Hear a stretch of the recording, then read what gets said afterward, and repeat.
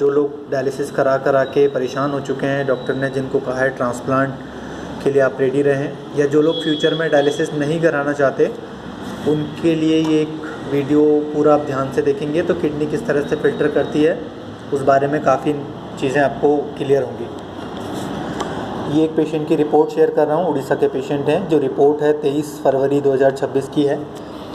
Already जो creatinine हम लोग देख रहे हैं इसमें ऑलरेडी क्रिएटिनिन 12.51 काफ़ी हाई रेंज आ रहा है।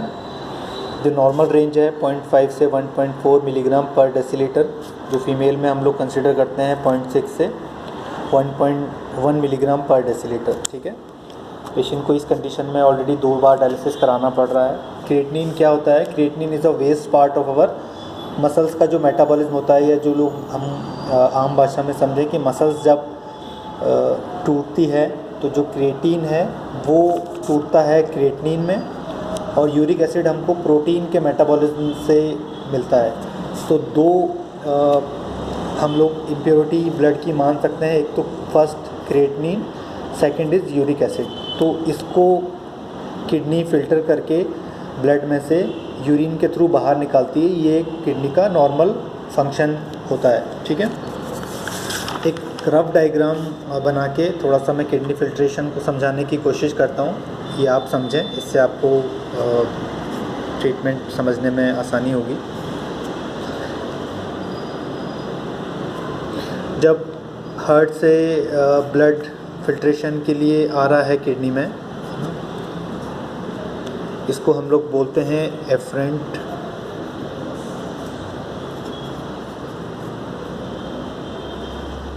आर्टेरियोल। ठीक है, इस तरह की यूनिट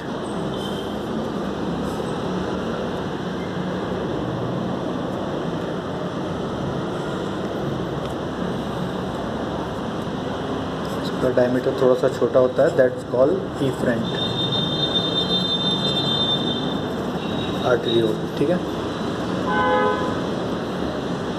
यहाँ पे कुछ फिल्ट्रेशन के लिए एक प्रोसीजर रहता है।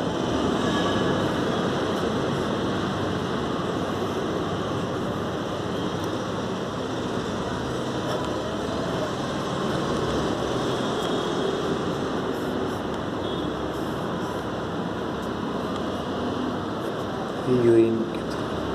ठीक है,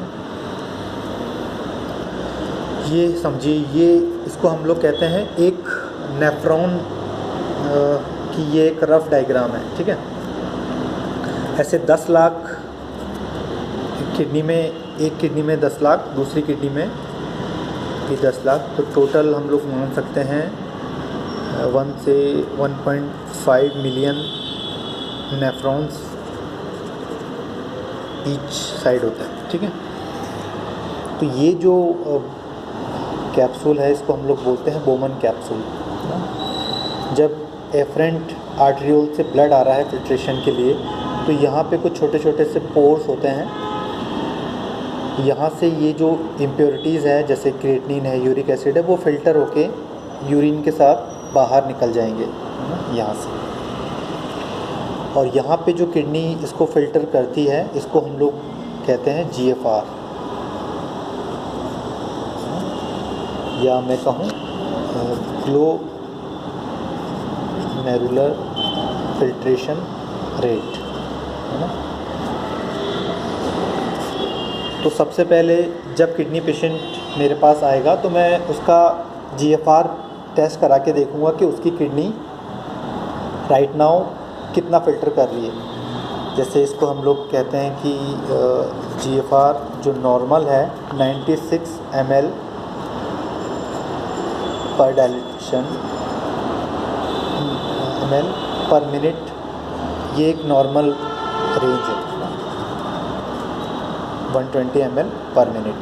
मतलब अगर आपकी किडनी दोनों साइड के नेफ्रॉन सारे मिलके 96 से 120 ml ब्लड 1 मिनट में फ़िल्टर कर रहे हैं, तो ये नॉर्मल GFR कहलाएगा आपका। ठीक है, अगर ये चीज़ कम होके 96 से 90 के बीच में आ रही है GFR आपका, तो ये हम लोग फर्स्ट CKD की स्टेज इसको बोलेंगे कि GFR आपका 96 से कम आ रहा है। अगर यही GFR आपका 89 से 65 तक आ जाए ml पर डायल्यूशन 60 तक, तो मैं इसको कहूँगा कि ये सेकंड CKD की स्टेज है। अब यही अगर 59 से आपका 45 तक आ जाए तो ये आपकी थर्ड किडनी फेलियर की स्टेज है। थर्ड एक CKD को हम लोग दो में डिवाइड करते हैं, 3A और 3B। तो अगर ये 59 से 45 की रेंज में आ रहा है तो ये किडनी फेलियर की थर्ड A स्टेज कहलाएगी।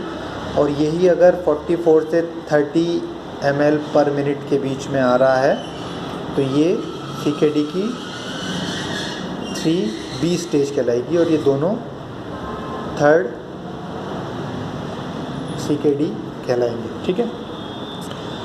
जब यही चीज़ आपकी 29 से लेके 15 ml पर मिनट आ गया तो ये आपका फोर्थ CKD की स्टेज कहलाएगी। और जब ये बिलो देन या लेस देन 15 हो गया ओनली, है ना, 15 ml पर मिनट, तो ये आपकी CKD की फिफ्थ स्टेज कहलाएगी। यहाँ पे डायलिसिस के लिए डॉक्टर रिकमेंड कर देते हैं जब आपका GFR बिलो देन 15 आने लगता है, तब डॉक्टर सजेस्ट करते हैं कि आप लोग डायलिसिस कराओ। डायलिसिस क्या होता है, जैसे मैंने बताया कि यहाँ पे जब किडनी फिल्टर नहीं कर रही तो ये जो छोटे छोटे से पोर्स हैं ये जब डैमेज हो गए ड्यू टू, तो सिंपल सा लॉजिक है कि इस कैप्सूल में अगर कंटिन्यूस हाई BP बना रहेगा तो ये इस वॉल्व को डैमेज करेगा। ये वॉल यहाँ के डैमेज होने से यहाँ के जो फिल्ट्रेशन प्रोसेस है वो नहीं हो पा रहा, और ये जो इम्प्योरिटीज़ आपकी एफरेंट आर्टेरियोल से आ रही है ब्लड में फ़िल्टर होने के लिए, तो ये क्रिएटिनिन यूरिक एसिड यहाँ से फ़िल्टर नहीं होंगे, जिसको यहाँ से यूरिन के थ्रू फ़िल्टर होना था, ये यहाँ फ़िल्टर नहीं होके ये वापस आपके ब्लड में चले गए और यहाँ पे आपका फिस्टुला वेंस में लगा के इस ब्लड को एक मशीन में भेजा जाता है। मशीन इस ब्लड को फ़िल्टर करके वापस प्योरीफाई ब्लड को आपकी वेंस में भेज दिया जाता है। दैट्स कॉल्ड डायलिसिस, है ना। ये डायलिसिस का प्रोसीजर होता है और ये जो फ़िल्टर ब्लड है वो वापस सर्कुलेशन में आ जाता है। ठीक है। तो अगर इस प्रोसेस पे हम लोग काम करेंगे या इस लेवल पे हम लोग काम करेंगे तो आपको डायलिसिस, जिन पेशेंट्स को स्टार्टिंग में कहा जाता है कि आप 6 महीने में एक बार कराओ, 15 दिन में एक बार कराओ, फिर आपको महीने में वीकली, फिर वीक में 2 बार 3 बार, जब आप लोग डायलिसिस से परेशान हो जाते हो तब डॉक्टर सजेस्ट करते हैं कि आप लोग ट्रांसप्लांट के लिए रेडी रहिए, है ना। तो क्रिएटिनिन तो जब तक हम लोग ज़िंदा रहेंगे तब तक बनता रहेगा। Creatinine is a waste part of our metabolism. Creatinine को मैं डायग्नोज करता हूँ कि creatinine is indirect proportional to GFR। When GFR will respond, या GFR जब इंक्रीज़ होगा तब हम लोग क्रिएटिनिन को कम कर सकते हैं। सिर्फ अगर आप इस लेवल पे काम करते रहेंगे तो जीवन भर डायलिसिस होता रहेगा, और जब डायलिसिस से परेशान हो जाएंगे तो ट्रांसप्लांट की नौबत आएगी। हमें वर्क करना है एग्जैक्टली GFR पे, कि मेरे पास अगर किडनी पेशेंट आ जाएगा तो मैं उसका आज GFR टेस्ट करा के देखूंगा। सपोज़ वो XYZ कुछ भी लेवल उसका आ सकता है, मैं 1 महीने 2 महीने 3 महीने उसको ट्रीटमेंट दूंगा। अगर 3 महीने में GFR उसका इंक्रीज़ हो रहा है तो मैं ये मान सकता हूँ कि वो ट्रीटमेंट सही डायरेक्शन में है, या इन फ्यूचर उसको डायलिसिस की ज़रूरत नहीं पड़ेगी।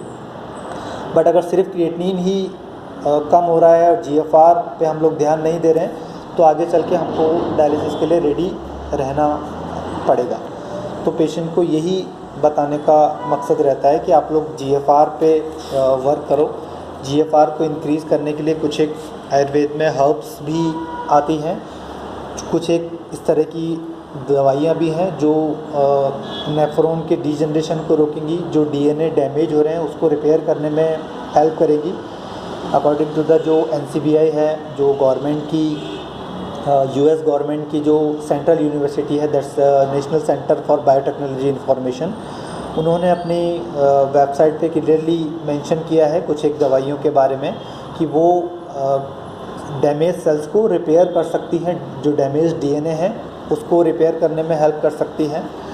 तो अगर जीएफआर पे हम लोग वर्क करेंगे तो आगे चल के हो सकता है किडनी फंक्शनिंग इम्प्रूव भी हो और डायलिसिस की नौबत ना आए। ऐसे कई पेशेंट्स पे मैंने काम किया है। 14 जिनका क्रिएटिनिन था या जीएफआर जिनका 4 से 7 आ रखा था, वो मैंने 15 होते हुए भी देखा है। 20 जीएफआर को भी 13 होते हुए देखा है। यहाँ पे आईपीडी में तो मैं हर 5 से 10 दिन में पेशेंट का जीएफआर टेस्ट करा के देखता हूँ कि आज कितना जीएफआर था, और ट्रीटमेंट देने के बाद, कुछ पंचकर्म की थेरेपी दवाइयों के बाद, कुछ डाइट को कंट्रोल करने के बाद जीएफआर कितना इंक्रीज़ हुआ। सिर्फ अगर क्रिएटिनिन पे आप वर्क करोगे तो नहीं, मैं समझता हूँ एक गुड आइडिया है।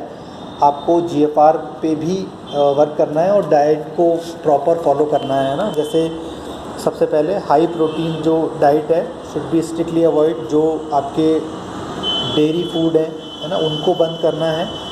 जूसेस जब बिल्कुल नहीं लेना है। स्ट्रेस, चिंता, तनाव या अननेसेसरी, अगर कोई पेशेंट मेडिसिन खा रहा है, कुछ पेन किलर्स खा रहा है, कुछ स्ट्रेस की कंडीशन में है, नॉन वेज वगैरह वो प्रेफर कर रहा है, तो उसको स्ट्रिक्टली बंद करना है। तो रिकमेंड डाइट रहती है मेरी तरफ से लौकी, तोरई और गिलकी, कुछ इस तरह की डाइट को मैं प्रेफर करता हूँ। ग्रीन जूस रिकमेंड करता हूँ, एल्कलाइन वाटर रिकमेंड करता हूँ। कुछ पंचकर्म की थेरेपी जैसे मैंने बताया वो रिकमेंड की जाती है। किडनी श्रिंक या डायलिसिस की नौबत का जो मेन कारण है, पहला तो कारण जैसे मैंने बताया कि हाई बीपी है। अगर कंटिन्यूस इस वॉल को डैमेज करते रहेंगे तो वो आगे जाके आपके फिल्ट्रेशन या नेफ्रॉन को डैमेज करेगी, वो फिल्ट्रेशन नहीं हो पाएगा, तो आगे जाके डायलिसिस की नौबत आएगी। सेकंड का कॉज है कि जब किडनी श्रिंकेज की कंडीशन हो जाती है, जिसमें किडनी हमने देखा है कि जो किडनी का जो नॉर्मल साइज़ है वहाँ से अगर किडनी उसकी बजाय, जैसे अगर मैं बताने की कोशिश करूँ कि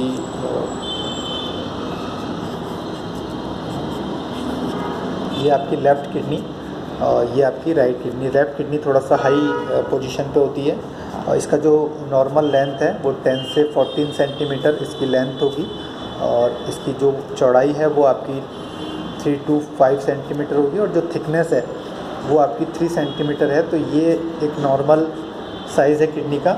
बट जब किडनी इससे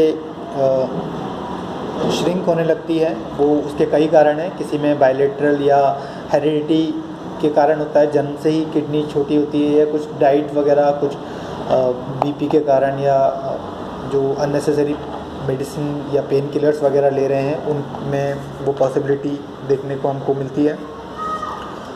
तो इस चीज़ को आप ध्यान रखें। फिर भी कोई आपको डाउट हो, किडनी से संबंधित कोई जानकारी चाहिए हो, तो मेरे पास रिपोर्ट शेयर करके क्या करना चाहिए वो आप एडवाइस ले सकते हो, है ना। कुछ भी अगर पूछना रहेगा तो मैं कोशिश करूँगा आपको ठीक से बताने की, जितना पॉसिबल हो सकेगा।